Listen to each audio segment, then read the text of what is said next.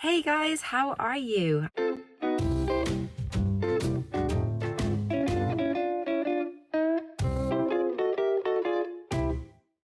So we are just back from our holiday. We went to the Dominican Republic, which was amazing. It was the first time we've traveled in like 3 years because obviously, the coronavirus, etc. And obviously it's our first long haul flight with Dylan and the kids. So I was a little bit anxious about doing it, but I thought, Dylan's favorite thing is dolphins and whales. And we decided for his 12th birthday that we were going to go to the Dominican Republic to go and see the whales because the whales and their calves come into the bay there to nurse. So we decided to take a leap of faith and head on over. Obviously very daunting when you go anywhere with an autistic child, especially as we haven't been away in a long time. So we did a lot of sort of research and looked into hotels, and we ended up staying at the Dream Onyx in Punta Cana. So the reason why we chose it was sort of an all-inclusive resort. They had water slides and a swimming pool, so basically met everyone's needs. I could sit and sunbathe, watch the kids, Andrew could play with them, the kids could go on the water slides. Luca, tell me about this place. The best hotel I've ever had. Everything's free, and I'm definitely not going to order 156 ice cream.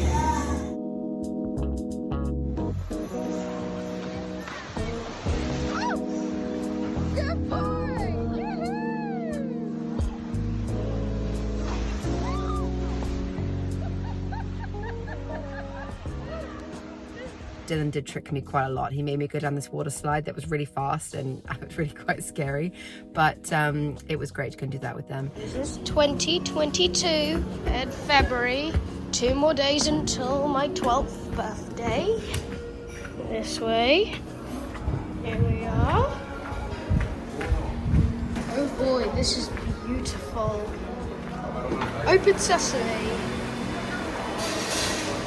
All these foods, all these delightful donuts, vegetables, and the best part, the Nutella dispenser.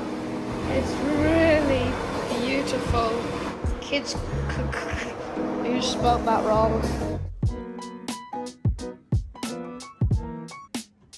Shania, what are we doing today? We're going to see the whales.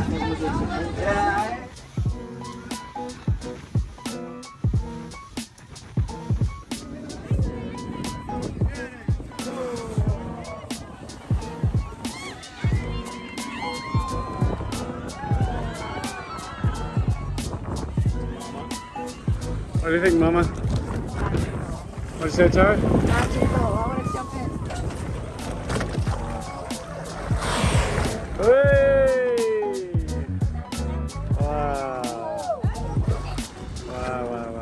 And also we went to go and swim with some dolphins, which was incredible. Despite the fact that Naya's name means dolphin in Hawaiian, I thought she was going to be some like mythical, magical water creature. She's actually terrified of the water, but she was really good with the dolphins. She was not fazed by the dolphins at all, but she didn't like the waves as much. Dylan was amazing. So this sanctuary we went to, this is a place where they rescue dolphins that have been caught in nets, can't be put back into the wild, but where they are kept is actually in the ocean. It's like a sanctuary kind of in the middle of the ocean. We can get to go swim with them, and Dylan was so calm. He ended up swimming out by himself. He was so present. Sometimes we always say Dylan switches on in these moments, and a lot of the time he'll resist to do things, and sometimes we push him, sometimes we don't. We didn't have to push him with the dolphins because he wanted to go so badly. As soon as he got into the water, it was like he was so engaged. It was like, I know this sounds crazy, but I don't know, the dolphins really responded well to him, and it was like he understood them, and he was so calm. He had his head on the dolphin at one point. I mean, it was incredible. Luke was a little bit more nervous, obviously, as I would. You're swimming around and there's dolphins, where they're going to come from, and he was a bit nervous, but he did enjoy it. But Dylan just came into his own. We are in the Dominican Republic with Andrew, Luca, and Naya. I hope you like my new hat. Do you like his new hat? Dylan has been amazing. Today we went to go and swim with dolphins, and Naya, you went to see the dolphins, didn't you? Yeah. We didn't get any footage. We didn't last very long with the dolphins, but Dylan had an amazing time, and Luca had an amazing time. Yeah. Andrew looked like Superman. So whose birthday is it? It's It's Dylan's birthday. Happy birthday to you. Happy.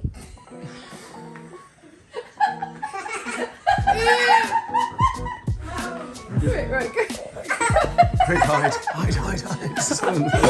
No, back up. Turn around.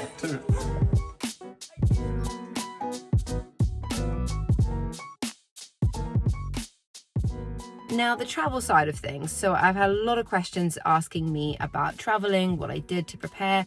I do have a video where I do talk a lot about the traveling tips, but to keep it simple, I'll tell you what we did this time. So we flew from Gatwick. Gatwick in the UK is one of the best airports to fly from, in my opinion. They're fantastic for people on the spectrum and anyone with a disability.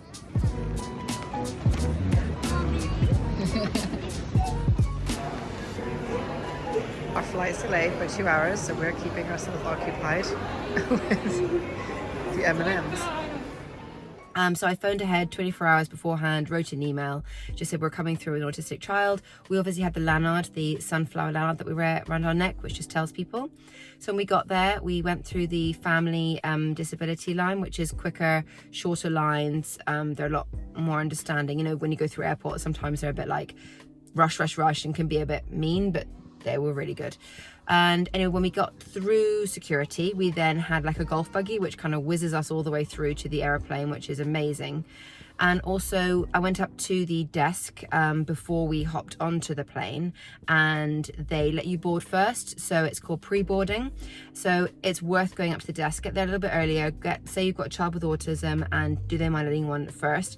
Dylan gets very nervous around other people, so if we go onto a plane and people are already sitting down, he can sometimes go, they're looking at me, mum, I don't want to go do this. But when you board first, there's no one there, you can take your time, find your seat.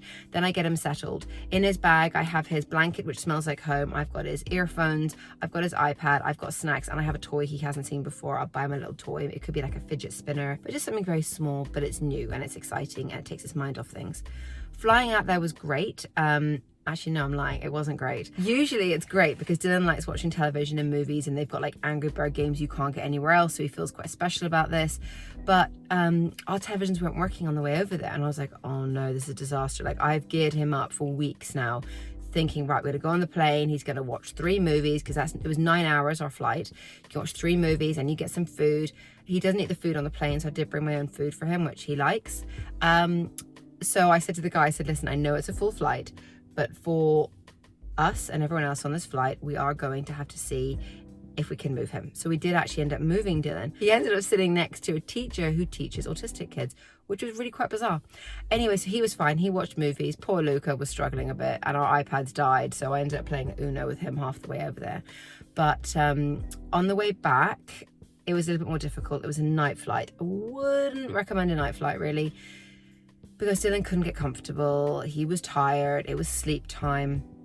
So that was a bit more difficult for us, but I ended up being the human pillow, and I had Dylan and Luca lying on top of me. So they did get a little bit of sleep, but he did kind of wake up once, and because he was tired, he started kicking a little bit, and then I ended up having to calm him to say, look, mummy's here, and kept the really noise cancelling earphones. I didn't get the ear defenders because they can be quite painful on your ears actually, and now they've got some really good sort of just earphones. I think we got some Bose, don't know what they're called, earphones, which are nice and soft, but they're noise cancelling as well. So that was good. What I packed in the bag was, I packed a lot of his food, a lot of his snacks, because when we're away he tends to not eat that much because he gets worried about people looking at him and what he's going to eat and not eat.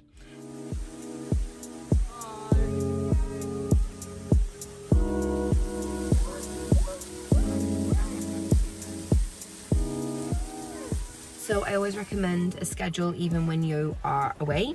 So we had, like, in the morning we had breakfast all together, then we would go for a swim, and then over lunchtime he could play on his iPad from between 12 and 2 when the sun was the hottest, and he could play on his iPad and have a bit of chill time. In the afternoon we'd go swimming or go to the beach, play in the waves, that kind of thing. He loved the waves as well. I mean, it's a little bit terrifying because he doesn't have any fear, and we were in the waves one day, myself and Dylan, and this big wave came and literally, as Dylan says, like, smashed me. I mean, I lost my bikini top, I lost my sunglasses.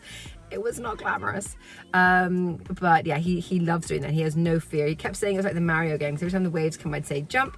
So he would jump, or he would jump on top of me. And he's getting so big now. But he had great fun playing in the waves with Andrew as well.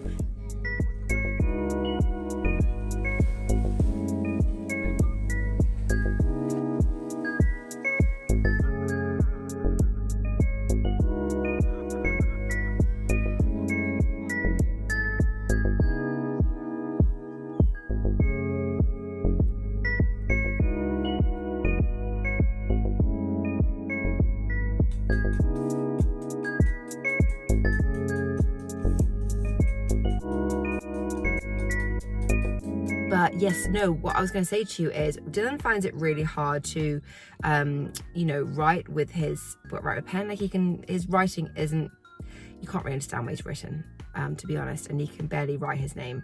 So he's not very good at holding things, and we're working on that. Like he uses a spoon still, he can't use a knife and fork, that kind of thing. But we went to this Japanese restaurant and they had chopsticks, and Dylan was like, he's on his iPad a lot of the time, wasn't really engaging. And again, like I said before, sometimes he just switches on. The next minute, the guy starts coming, cooking the food, and he's watching. I ordered plain white rice for him and some chicken, and he picked up the chopsticks. And first of all, he like looked at them, and then he kind of like had one in each hand, realized that wasn't it. I looked down to eat some of my rice. I looked up, he's using chopsticks. Andrew and I were shocked. He's never used chopsticks before. I don't even know where he's seen this before. He just picked up the chopsticks and started using them. It was incredible. It was like one of these moments. I was like, Dylan, and I said, Dylan, well, how do you know how to do that? Of course, he didn't answer me because he wasn't into talking that night. But I was like, oh my gosh, the kid can use chopsticks. Who knew? So just another reminder, never underestimate your child, and full of surprises. This is chocolate. That's what chocolate comes from. No, you don't eat it.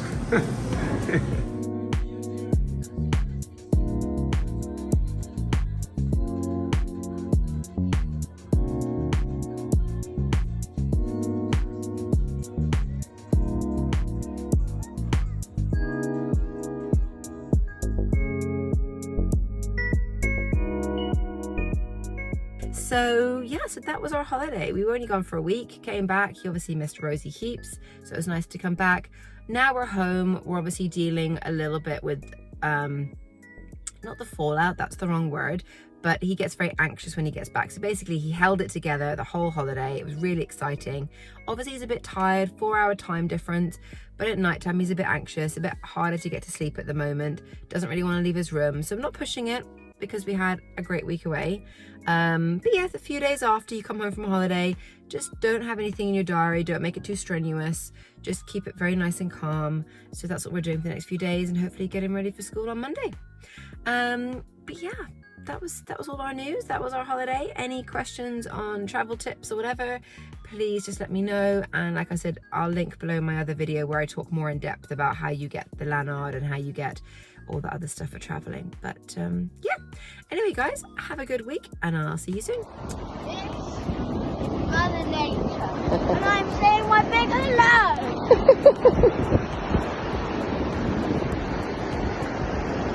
What's today's date? 22222. 22222. Setting our intentions and manifesting beautiful and wonderful things.